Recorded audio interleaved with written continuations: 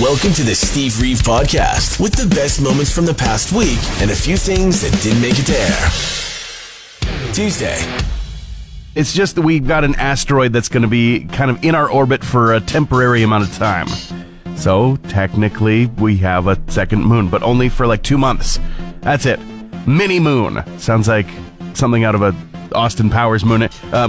Mooney. The asteroid is what it really is. Coming pretty close to Earth, of course, you know, as far as anything out there in space goes. It's called 2024 PT5. It's 10 meters wide, about the length of a school bus, and it's getting caught in our orbit just for a moment by November 25th. It's going to break free and just, you know, go on its merry way alone. But it wants to say hi for now to Earth, to our resident moon, and we welcome this asteroid. Thank you for joining for the time being. Hope that your journey's going well. No, you won't be able to see it with the naked eye either. It's way too small. It's time for Cruise Music News with Steve Reeve. Big news from Oasis. They are going to be coming to Canada on their Live 25 reunion tour. I mean, you know, asterisks, should they actually get to the point where they fulfill these dates. But tickets are going to go on sale on Friday morning through Ticketmaster for the date in Toronto, the single date on August 24th. In fact, it's going to be the opening night to kick off the North American leg of the tour. That's pretty cool. Before they jump down to the States for a trio of shows, but they're going to be going all over the world, and they have said that of this new leg of the shows, particularly in North America, they're not going to be having this dynamic pricing installed, so you'll actually know, have a pretty good idea of how much the tickets actually cost, which, with airfare and everything, probably going to be a lot. There's a new documentary about Elton John that's going to be available this December on Disney Plus, titled Never Too Late. The documentary has just been released. Of course, you know, huge rise to fame, but also some darkness in there. And we do have some sad news to end off on. Of course, we did learn over the weekend of the passing of storytelling legend Chris Christopherson. His family confirmed that he died on Saturday, September 28th at home. They say we're all so blessed for our time with him. Thank you for loving him all these many years. And when you see a rainbow, know he's smiling down at us all. Also, sad news for Canadian rock and roll, as the original guitarist for the metal band Anvil, Dave Allison, has also passed away. He died at the age of 68 after a battle with cancer. You're listening to the Steve Reeve Podcast from 100.5 Cruz FM. I was actually able to put one of those cables from that cable drawer to use this weekend, and I don't really truly need to explain because I know you already know what I'm talking about. But just in case, you know, those cables that you either they seem like they're extra in the box when you get something new, a new device, or just ones where you don't really use that device anymore, but the cable seemed like it was in good condition and, well, you got room for it. It's not taking up that much space. Why not just throw it in the box or the drawer or whatever it is? In my case, it was an old USB cable, like printer style. There's not many devices. Some still to this day use that style, but like the thick and chunky squared off kind of like USB connection. One of those to the classic rectangle, but also with length to it. A friend of mine said they moved around their office and they realized when they went to go and try to use their scanner, not just the printer works just fine on the Wi-Fi, but the scanner for some reason, not so much, needs the cable, and it needed to be like 6 feet to be able to actually clear the distance. I went into that drawer and I found that exact cable and I put it to use, and that hasn't happened in, I mean, probably over a decade. I'm on cloud nine about this. There's nothing bigger than the little things, okay? Okay? Some people go immediately into it September 1st. I like to grasp onto summer as long as possible and delay the holidays for when they're actually, you know, around. So Halloween in October, Christmas in December. Crazy idea, I know. But every year in October, I do have a bit of a tradition, and that is the Halloween Horrors month-long marathon. I've been doing this since, really officially, I think the start was 2020, but I was putting together at least playlists of movies, collections of movies for October years before that. But now it's solidified into a full thing. So there are 31 days of spooky movies. I've picked one for every single day, and a few of them are actually just theatrical releases. Joker 2 is not really technically a horror movie, but it's going to be in there because it might be scary. Scary to anybody who doesn't like musicals. Smile 2 is definitely a horror movie, but that's going to be in theaters on the 18th. And then you've got Venom: The Last Dance. That might just be scary bad. We'll find out together. Other than that, though, all horror movies, there are a couple of milestones in there as well. Alien is today's movie. That's 45 years old this year. There's also Shaun of the Dead's 20th anniversary and Saw's 20th anniversary in there as well. So, I mean, follow along. Watch some horror movies with me, or pick your own list of movies. What is an absolute essential watch for October for you? Wednesday. Prove him wrong with the right answer. But you gotta be quick. It's time for Impossible Trivia with Steve Reeve. Every weekday morning, we got a question for you with cash on the line. Big thank you to JHG Automotive for helping us out through the month of October. Kirsty waiting patiently on the line. You texted in letting us know you want to play some Impossible Trivia. You think you got this in the bag, yes? Sure, but I'm not going to win, but that's okay. Hey, well, I mean, maybe. And it's $250 up for grabs today. The biggest the prize pot has been so far. So, I mean, it's exciting. But if you don't win, we'll just increase the prize and then give you another chance to play another day, okay? Sounds perfect. According to a poll, approximately 2/5 of women think that men should probably keep this particular skill a secret.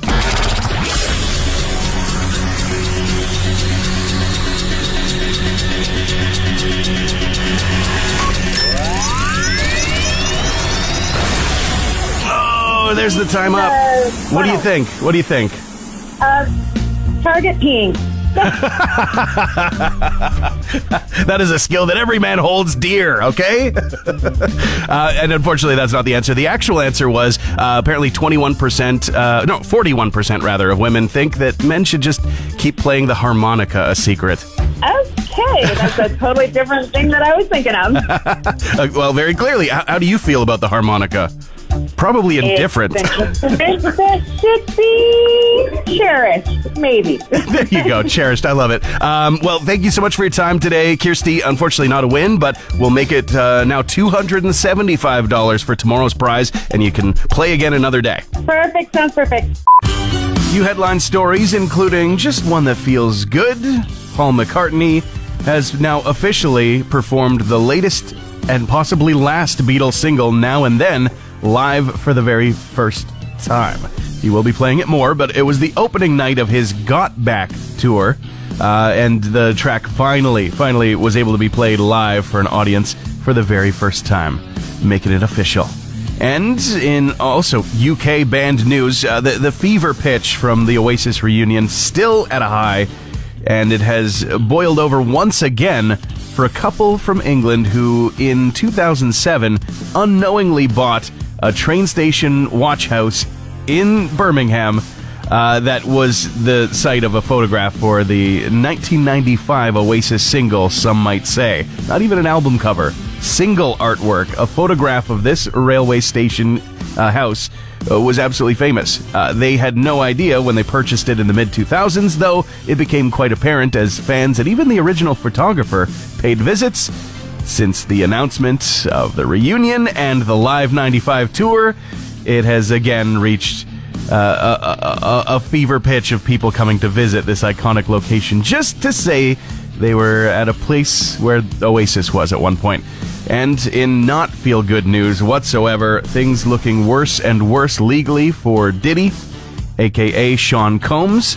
Now more than 100 people are building lawsuits against Diddy for sexual abuse, and that includes 25 minors. Of course, he has emphatically and categorically denied all allegations, but remains in investigation. Hey Alexa, play the Steve Reeve podcast. Dude soap, Viking horns, and bulk fart spray. What does the algorithm think Steve wants today? Well, the algorithm thinks that I want to watch videos of ornate wax seal stamping. Have you encountered this yet? Different colors, tiny, impossible details, sometimes with some sort of sprig of nature placed just so, and nothing really happens. Wax gets melted, stamps get pressed, seals pop out and stay behind, and yeah, they look lovely. Don't get me wrong, they're fine, but nothing really happens. It's the funniest when they aren't even sealing anything. Like there's no letter. There's no envelope that's getting sealed. No paper to paper. It's just wads of wax on something that looks kinds of fancy. Nothing happens. Why is this 3/4 of my feed right now? Tooth cleaning yesterday. Teeth cleaning, I guess. More than just one. Very welcome thing. I love the feeling after the fact. Just such smooth teeth.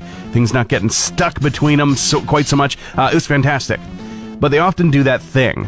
And my tech didn't yesterday. That thing where they ask a question that's more than just like a or kind of thing.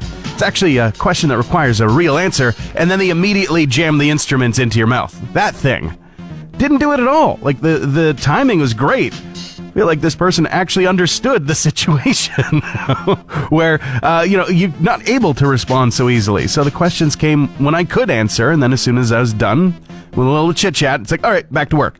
It was great. I loved it. It was fantastic. However, unfortunately for my dental technician, you should know that it's not spiteful. I had a great time, but I'm still just going to be drowning these suckers in coffee all day anyway.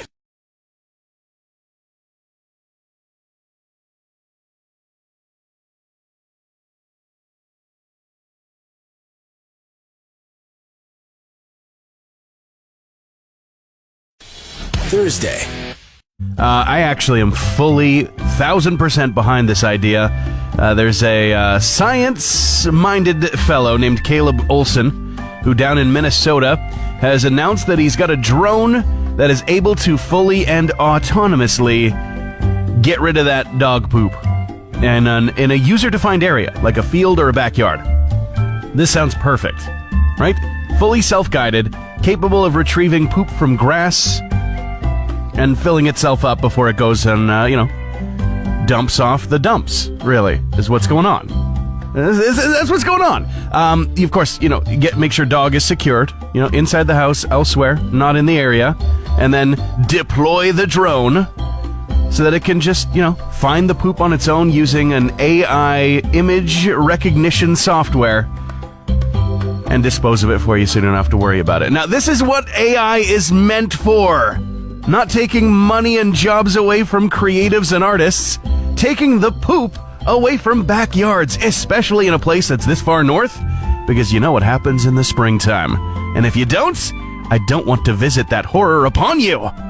It's terrible when the snow melts and reveals everything that's underneath. Wouldn't it be great if before it ever even got to that point, a drone was just taking care of that for you? 1,000% on board. And now for the poop rule. This is less of an actual device and more of a mantra that has really caught on. And I think it's because it makes a lot of sense. Might be a little gross, but it's an interesting way of thinking about it. Yeah, I mean, years ago we had Marie Kondo showing up saying, does this spark joy or does this not spark joy? And you had just millions of North Americans going, I don't know what sparks joy in me. The clutter doesn't, but I like having things. And you're just kind of at an impasse. Well, the poop rule, as popularized by some TikToker creative content makers, but really coming from the world of therapy, is if you are thinking about holding on to something, hoarding it a little bit, you have to imagine, if it had poop on it, would you wash it or would you just toss it? And be honest with yourself, that's going to be the deciding factor about whether you keep this crap around or not. And we start off with a huge story with a huge dollar sign attached. It looks like Pink Floyd, despite and maybe even because of a lot of the infighting that has been happening between Roger Waters and David Gilmour in recent years, they have sold their entire library and their likeness to Sony Music for approximately $400 million. This has been confirmed to Variety, at least, though a major statement has not been made. This also affects the estates of keyboardist Richard Wright and founding singer Roger Sid Barrett. It is one of the hugest deals of its kind in music history, but doesn't actually take the cake. We've also got the list of all of the releases that are going to be coming out for Record Store Day Black Friday Edition 2024, including some huge releases from the likes of the Beatles, Whitney Houston, Joni Mitchell, U2, and more. And finally, Mariah Carey says, "They always rush me." She will be kicking off a Christmas time tour in November. People often look to November 1st to start the memes of her coming out of her ice block or her wintry cave to start singing as the unofficial Queen of Christmas. But maybe, just maybe, we're getting into the holidays just a little bit too early. Okay, before I get up on my soapbox, give Mariah a little space. She'll be there. She'll be there. Friday. As we say farewell to a show on Netflix, so too do we say hi to a show returning again. Bye-bye, That 90s Show. We hardly knew you after only 2 short seasons compared to the number of episodes that were in seasons of the show it was based on back in the day. But the one that is arriving, finally, we got a date for Squid Game Season 2. It's going to be a holiday binge watch experience as it arrives at Netflix December 26th. And it was unclear if that's going to be full series or it's going to be weekly or they're going to drop, a few episodes at a time so that you can sort of binge watch, but people still have a chance to sort of keep up and be at the same level with each other. That would be the smart way to do it, especially if there are a lot of big reveals and moments in the show. But I think that that's a smart choice as to when to put it. December 26th, that week between Christmas and New Year's. It doesn't matter anyway. It's all made up. So why not fill it with dystopian, self-aware, nihilistic game show action? I'm here for it. I think that's pretty smart. Bathrobes, a.k.a. housecoats, a.k.a. peekaboo pajamas. Apparently that is a hot new look for the fall right now. Fashion magazines embracing the ensemble. That is really just not an ensemble. I don't get it.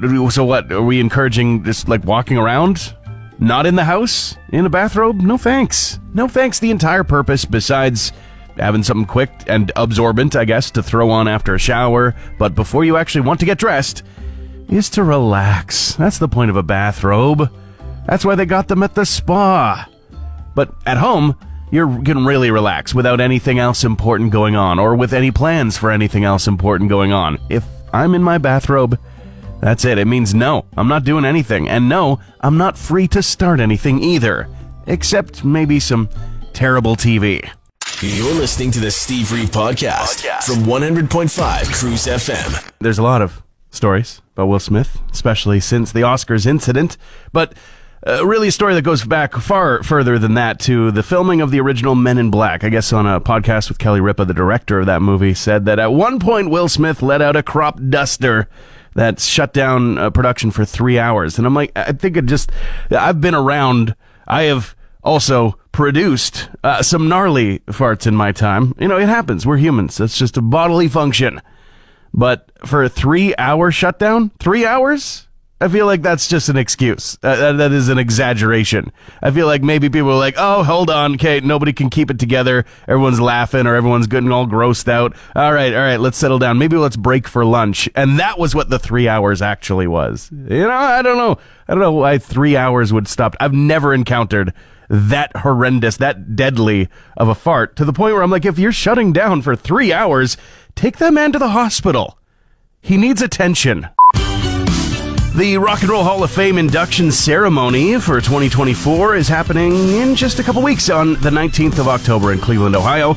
And just announced, Jack Black is going to be inducting Ozzy Osbourne into the Hall of Fame. Ozzy's already a Hall of Famer, actually, with Black Sabbath, but this is now a solo recognition. He's joining a very small group of people who have actually been inducted twice or more. Other inductees for the year include Cher, Mary J. Blige, Foreigner, A Tribe Called Quest, etc. He was previously with Black Sabbath, part of the induction ceremony for 2026, but I don't believe that we'll be able to watch live. I think that we have got to wait until November when it's kind of packaged and put out. If I'm mistaken, or not mistaken, it's Paramount Plus that's going to have it. But there will be tribute performances for the Black Sabbath frontman from Billy Idol, Chad Smith of the Red Hot Chili Peppers, Wolf Van Halen, and more. Garth Brooks is in the news because of allegations of sexual assault and more from a former employee. He is denying any allegations or wrongdoing, stating, "I am not the man they have painted me to be," but the investigation will be ongoing in California.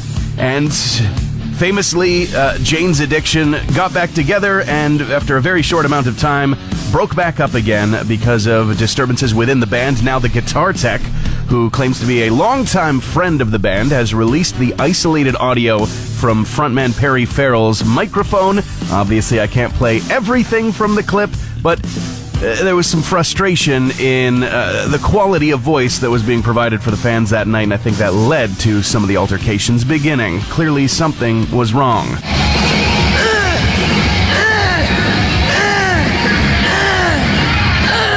Yeah, and that's moments before actually coming to blows with Dave Navarro, who is just trying to get through his solo. Steve Review, spoiler freestyle for the new Joker movie, Joker Folie à Deux, which really just means shared psychosis, shared delusion, or shared even hallucination.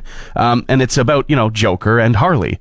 And I will say right now, I just don't think we needed two of these movies. The first one was great, especially when this one serves to be kind of so frustrating to many. If you are into reviews, you'll see that there are very torn opinions on this one. It is all over the map, very polarizing. And the big thing is the music. It's not really like a proper musical, and it is expertly crafted together. It is very well done, but there is a lot of singing.